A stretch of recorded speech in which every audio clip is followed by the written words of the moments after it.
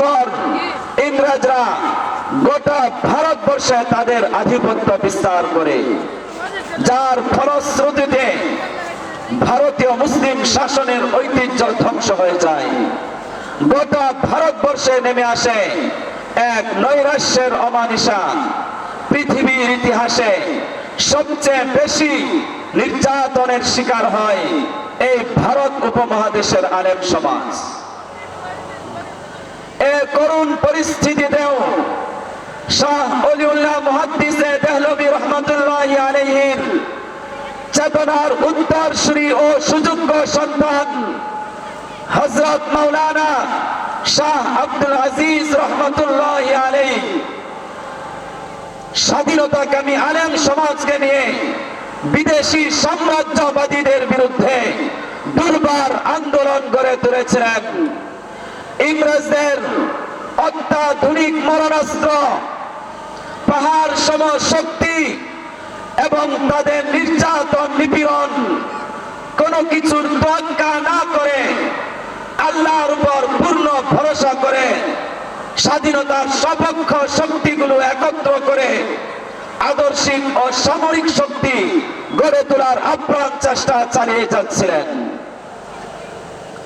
অপরদিকে ইংরেজরা গোটা ভারতবর্ষে তাদের আধিপত্য বিস্তার করার পর দিল্লির ক্ষমতাসীন সম্রাট থেকে এ মর্মে ফরমান আদায় করে নিয়েছিল যে এখন থেকে বাদশাহ সালামতের রাজ্যে ইস্ট ইন্ডিয়া কোম্পানির হুকুম চলবে।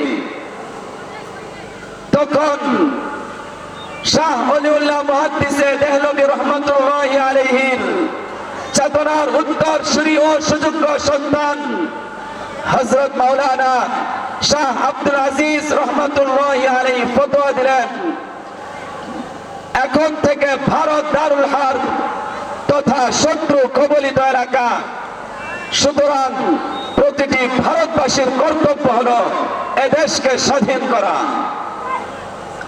ফতোয়ার এই ঘোষণা গোটা ভারতবর্ষে দাবানল হয়ে ছড়িয়ে পড়ল। আমির খানের সেনাবাহিনী থেকে প্রশিক্ষণ প্রাপ্ত শহীদ সৈয়দ আহমদ রহমতুল্লাহি আলাইহি, শহীদ ইসমাইল রহমতুল্লাহি আলাইহি, আব্দুল হাই রহমতুল্লাহি আলাইহির নেতৃত্বে স্বাধীনতাকামী মুজাহিদরা একত্রিত হতে থাকলো। অবশেষে বালাকোটের পাদদেশে মুসলমানদের সাথে শিখ বাহিনীর তুমুল যুদ্ধ হয়। উভয় পক্ষের কামানগুলো গর্জে ওঠে। এই যুদ্ধে মুসলমানরা পরাজয় বরণ করে বালাকোটের ময়দান থেকে মুজাহিদরা ছত্রভঙ্গ হয়ে যায়। কিন্তু তারা বাতিলের সামনে মাথা নত করে নাই।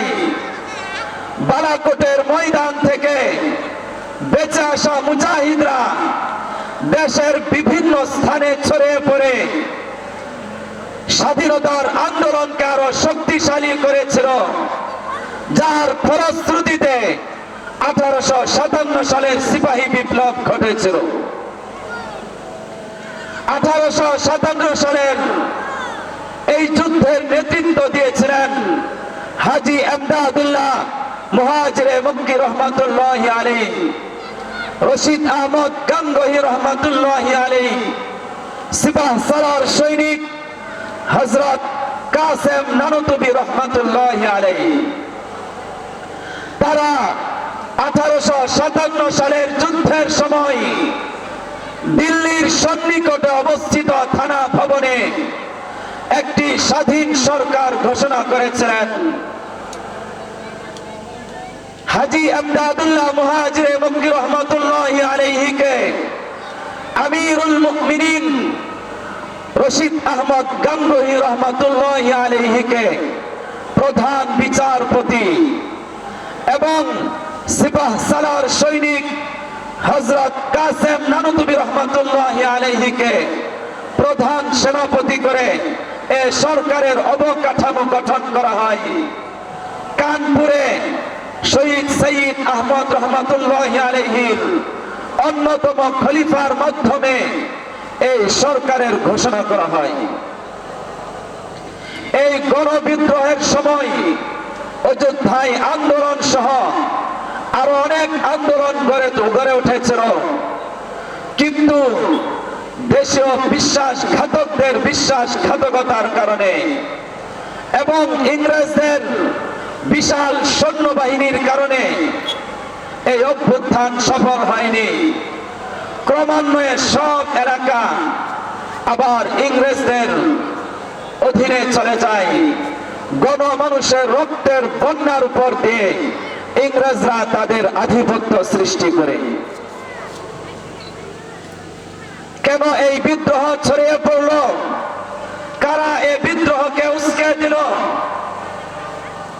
ইংরেজ সরকার কোম্পানির নিকট রিপোর্ট চাইলে কোম্পানির প্রধান ডক্টর উইলিয়াম লিয়ন এ মর্মে রিপোর্ট দিয়েছিলেন যে 1857 সালের গণবিদ্রোহ ছিল মূলত মুসলমানদের আন্দোলন, আর এই আন্দোলনের নেতৃত্ব দিয়েছিলেন আলেম সমাজ।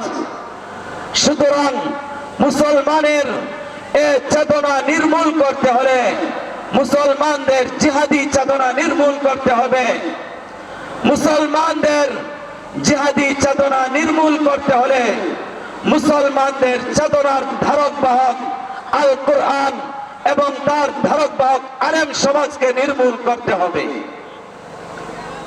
এই রিপোর্টের ভিত্তিতে শুরু হয় আলেম উলামা নিধন।